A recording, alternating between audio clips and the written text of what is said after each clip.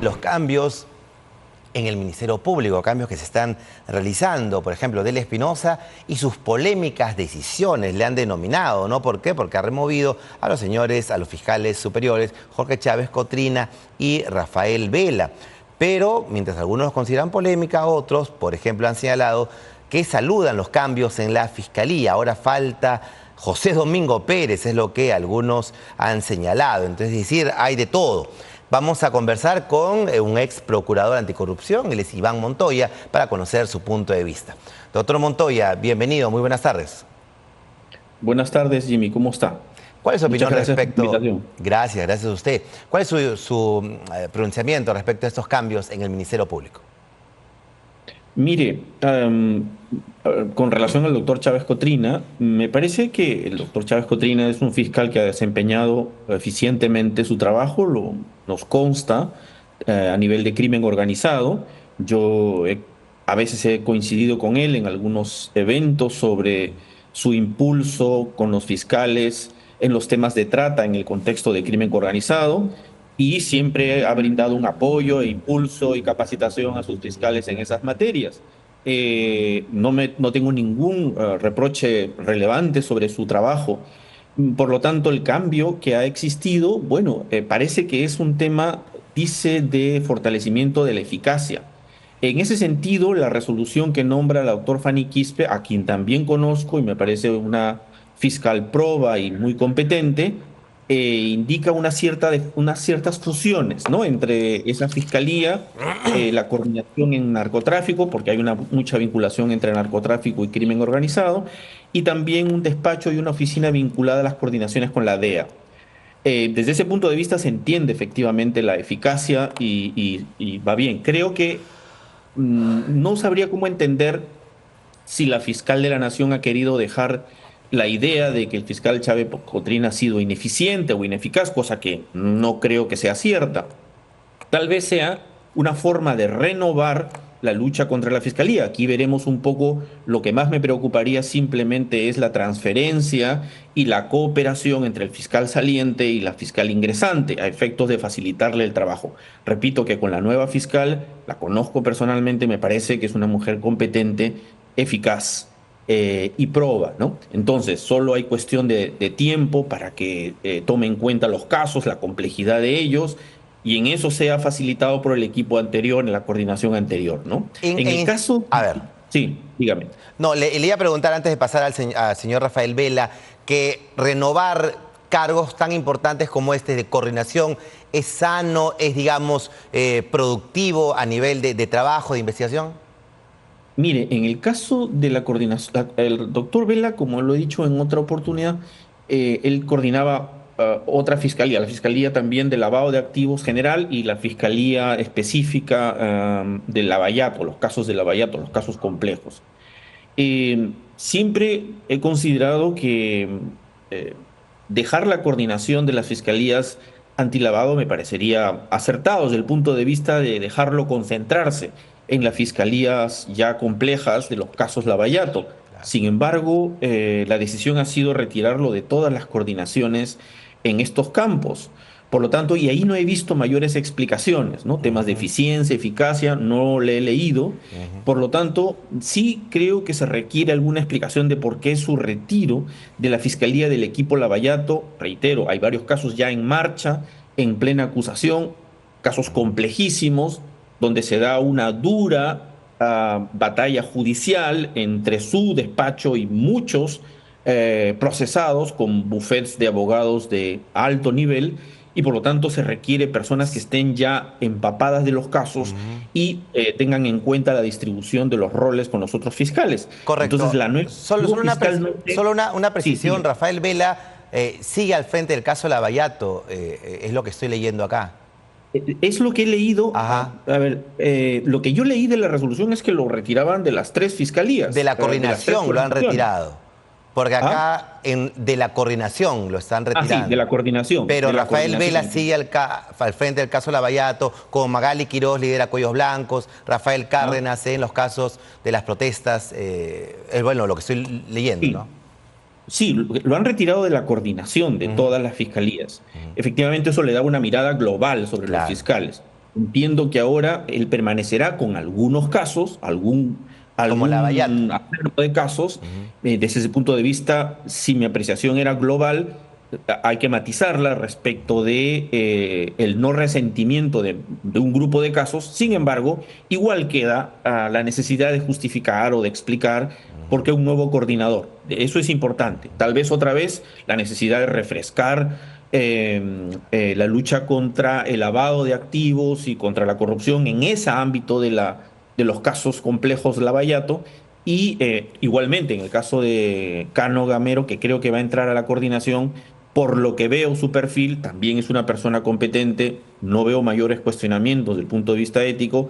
Desde ese punto de vista, creo que no hay que alarmarse. Sí, en el punto de vista de las justificaciones y de la transferencia de casos, ¿no? De que haya una cooperación entre el fiscal Vela y el nuevo fiscal. Eso para no resentir el resto de casos del equipo, ¿no? Correcto. Se hablaba mucho de los plazos, ¿no? Que no se cumplían, por ejemplo, en los casos Odebrecht y demás, pero hay que enmarcar en el sentido que son muchos, muchos investigados, ¿no? ¿Usted ve que ha habido ciertas demoras, dilaciones tal vez de los investigados o que algo haya pasado allí? Bueno, los casos muchos han sido efectivamente, la población lo sabe, se ha dilatado muchísimo. Ahora hay que ver bien las causas de esa dilación, como tú lo mencionas. Entre otros factores, puede haber una combinación de factores. Un ejercicio activo de las defensas, recordemos que prácticamente todos ellos son personas vinculadas al mundo de la política, ejercen efectivamente altos cargos o han ejercido y por lo tanto tienen a los mejores bufetes de Lima. Esta gente, los abogados vinculados a estos bufetes, tienen un nivel de ejercicio de defensa intenso. Recursos en un lado, recursos en otro lado. Si no pueden, salen del fuero del área específica penal y van al fuero constitucional, como el caso de Klimper, por ejemplo, ¿no? Entonces dan las batallas en todas las dimensiones, con todas las intensidades con un equipo más pequeño como esa. O sea, hay que ver primero las condiciones en las que se ejerce ese trabajo. Son casos complejísimos, como siempre lo he dicho. No tengo memoria de que haya habido casos más complejos que los casos Lavallato, que involucran a personas naturales, empresas transnacionales, cuya fuente de prueba estaba en Brasil, que están bajo monitoreo de la Fiscalía brasileña y que necesitamos los permisos adecuados. Colaboración eficaz de dos niveles, personas naturales, personas jurídicas. Eso hace que sean casos absolutamente complejos. Las dilaciones son comprensibles en un mundo como el nuestro. Si uno lo compara a nivel de América Latina, los niveles de los casos peruanos han avanzado sustancialmente mayor que en Argentina, que en Colombia, que en México, que en muchos casos ni siquiera se han avanzado sustancialmente las investigaciones. Hay que verlos también en temas, en contexto relativo, ¿no? Correcto. A propósito de Klimper, ¿qué le parece a usted, ya como procurador anticorrupción, por supuesto, que la abogada de Keiko Fujimori haya solicitado que se anule el caso Cocteles a propósito de un fallo del Tribunal Constitucional? ¿Era lo que se veía venir? ¿Cree usted que era lo que, digamos, iba a ser utilizado por la defensa de Keiko Fujimori? Mire, entiendo por qué la defensa de Keiko Fujimori utiliza los mismos argumentos que se han esgrimido en la sentencia que favorece al señor Klimper, que están en el mismo caso, ¿no? Ajá, claro. Ahora, ha sido un mecanismo en la cual el Tribunal Constitucional ha señalado suerte de acusación sorpresiva que afecta el derecho de defensa.